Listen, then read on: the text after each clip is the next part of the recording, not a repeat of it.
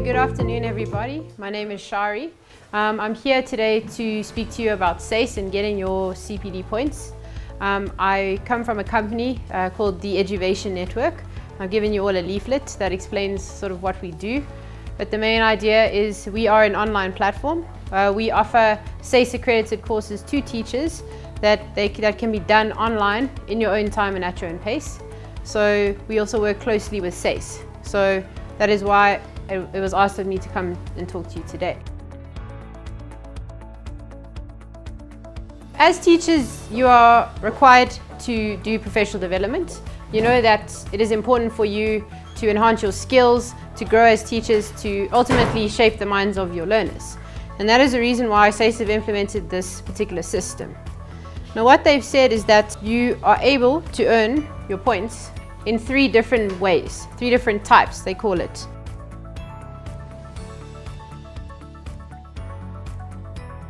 So type 1 activities are known as self-initiated activities. Type 2 activities are school-initiated activities, and type 3 are externally initiated activities. Type 1 activities are essentially initiated by you as a teacher. They do not require any funding from your school, nor do they require any funding on your own. The idea behind type 1 activities is that you can gain points by doing things such as reading an academic article, watching an educational video, whether it's mentoring, coaching, whether it's research and development, whether it's participating in a particular after-school type kind of book club. The idea here is that you as a teacher take the initiative in your area, whatever you teach, and you go out and you find things that are interesting to you, you read them, so long as it's something that's contributing to you as a teacher. So it can't be completely off the topic, but it needs to be something educational. Other things that you can look at doing is things like attending particular educational meetings or forums, whether it's with your union, whether it's through another professional association like NACTOSA, if you're doing anything like that. The idea behind this particular category is that you are required to earn at least 36 points in this one category. Now the big idea is that you are earning 150 CPD points in 3 years. So 36 of these points can come from this category, which is type 1. As I said to you before, this 36 does not need to be funded. It should be something that you are already doing as a teacher. You're already doing research for your classes, you're already doing your planning for your lessons. So at the end of the day, this should not be something that requires money. However, SACE have said you can only earn 36 points by doing this. You can't say I've done all my professional development by just going and reading things and watching videos, basically. So type 2 activities, these are known as school-initiated activities. Now the idea behind these is that these are initiated by your school. So for instance, today is an example of a type 2 activity. There's a workshop that has taken place in your school. Another thing you can look at as a type 2 activity is something like the attendance of your staff meetings. So you can claim points for up to 4 staff meetings per annum. You can, anything that if you're involved at a sort of a SGB level in terms of your school, you can claim points for that. If you're involved in any way in your school cluster, you can also claim points for that. If you've done any projects with other schools or anything to that extent, that also is claimable as CPD points. You can get 10 points, for example, if you attend 2 school governing body meetings, 4 staff meetings, and you have feedback sessions. Now what I always advise with this particular category is a really nice way to make life easier is once a month or whatever it might be, you as a body of staff have a meeting. Say you've read something or you've watched something that you find is educational, and you use your colleagues as a way to give feedback and to sort of educate them on what you've learned. So in that sense, you've done type 1, you've self-initiated, you've read something, and you've done type 2 because you provided feedback to your colleagues on whatever you've read. So in that way you can claim double. That's usually what we advise for teachers. So I told you that category 1 allows you to have 36 points. Category 2 on the other hand allows you to have 30 points. So that is 66 out of your 150, which is your minimum amount you can earn, can be gained from type 1 and type 2 activities. Type 3 activities are externally initiated activities. These are usually things like workshops you attend that are SACE accredited workshops. So for anyone who does training where you attend a workshop that's worth 5 points or that's worth 7 points, or yeah, that's the idea behind these SACE accredited workshops. It's not like the other types where you're given a certain point allocation for going to 4 meetings. These are externally accredited by SACE. So sometimes you'll get a workshop that's worth 5 points, other times 7, other times 10, other times 15, depending on what workshop you go on. These type of activities generally are funded by your school, and in some cases yourselves as teachers, but there should be a training budget at your school. The other thing that falls under this type of activity is if you are studying further. So if you're doing your honors or you're doing a further qualification, you can also claim points for this. You can only do this during the cycle. The SACE cycle is running.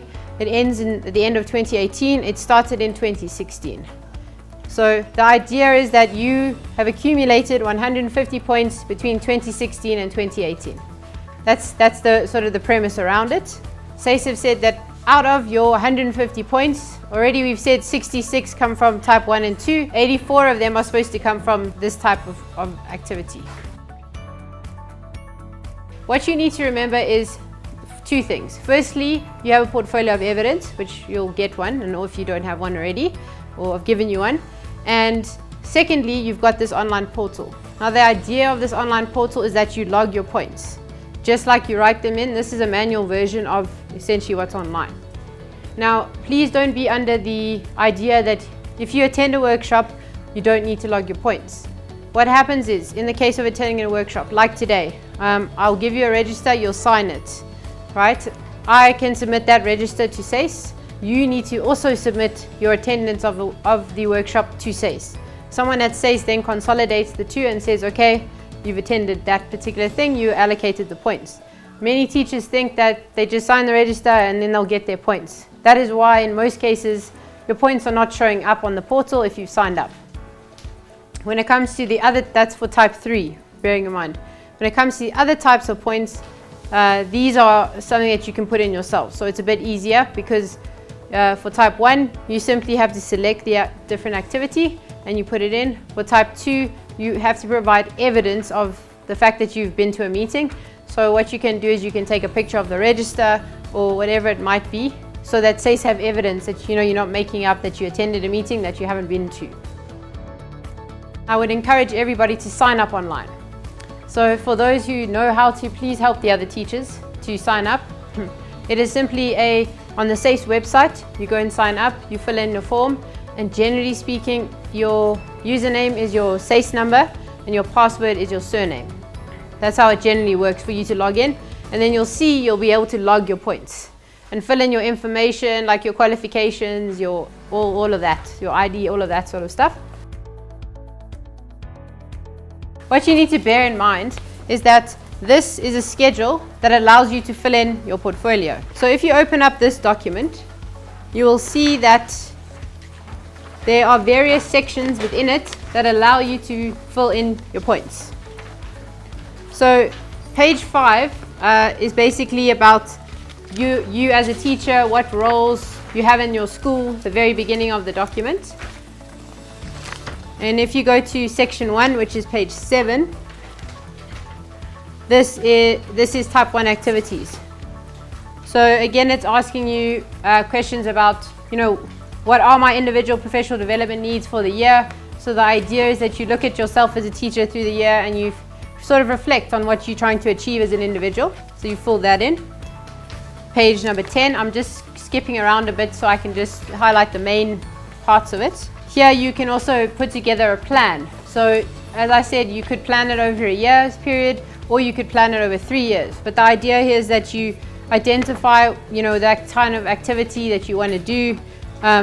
You see what needs to be addressed, and then from there you can put in a time frame. So you can say, I want to achieve 50 points within a year because I'm going to achieve 50 over 3 years. Now page 12, you'll find that there's a rubric that it says attending relevant workshops except by an employer or school level. So as I said to you guys before, this is type 3 because if it's type 2, it will be by your employer, by your school. So the idea here is that you are able to fill in the name of the workshop that you've attended, firstly, fill in the name of the provider, fill in the date, or the facilitator, fill in the date that you went to this workshop, and then kind of give a very small summary of the workshop. How is it relevant to your teaching or your work, and how can it benefit you as an individual, and how can it benefit your learners. So it's sort of a reflective exercise afterwards. What I would urge you to do is, when you finish a workshop, you fill it in, like you continuously filling it in. The last thing you want to do is have 3 years worth of training, not remember what you did in year 1, and then you're stuck trying to remember back what you've done. Also keep record of your certificates. So if you can put this in a file with this, which I'll explain, and your certificates together and keep them safe, then that's probably the best method, because at any stage, if your head of school asks, or if SACE asks, you have record that you are training. So there's no funny business going on, you're training, you're doing what you should be doing. Page 15, which again is another rubric. I'm showing you that for type 3 activities, you can put this in as well. If you've attended a conference or a seminar or a dinner or a session, whatever it might be, then it's possible that you write it in here. And you also need to provide evidence of your attendance. So as I said to you, you can take a picture, you can show your certificate as evidence that you attended, or you can even keep some sort of material from the conference to show that you actually attended it. Page 17, it says engaging in electronic media, 30 to 120 minutes. So if you've done something for half an hour, you can put it in. Again, it is what type of media are you engaging in? So whether it's listening to an educational program, whether it's viewing something on TV that's educational, whether it's a live broadcast of sorts, whether it's viewing something on YouTube that's educational again, or whether it's participating in a webinar, whatever it might be, you can fill it in here. So you might be wondering, how do I know how many points I'm meant to get for reading something? How am I supposed to know that? That is why you have the schedule. So your schedule is simply a document that is guidelines for you when you fill in your portfolio. It starts off by explaining why you're doing this and why you're filling it in. But from page 4, it speaks about teacher-initiated activities, so type 1 activities. And then from page 6 onwards, you'll see that it's listing points. So magazines, journals, books, etc. It says you can earn 5 points per semester, so per term, 5 points. Or 10 points per annum, or 30 points through your cycle.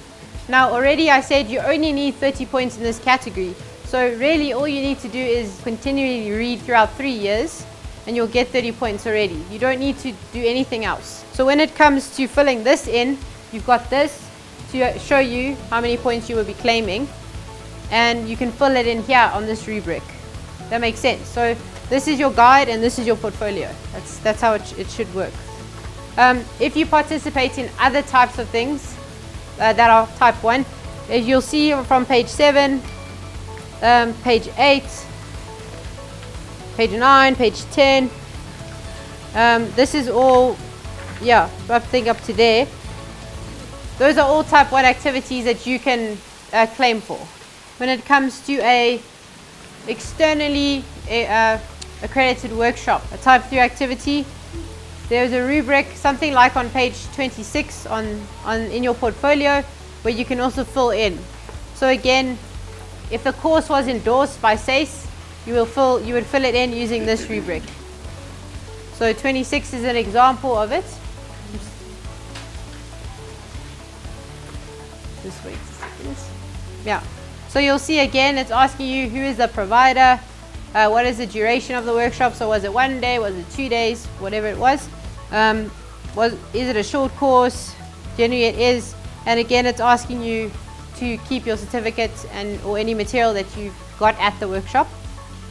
And it asks you some reflective questions.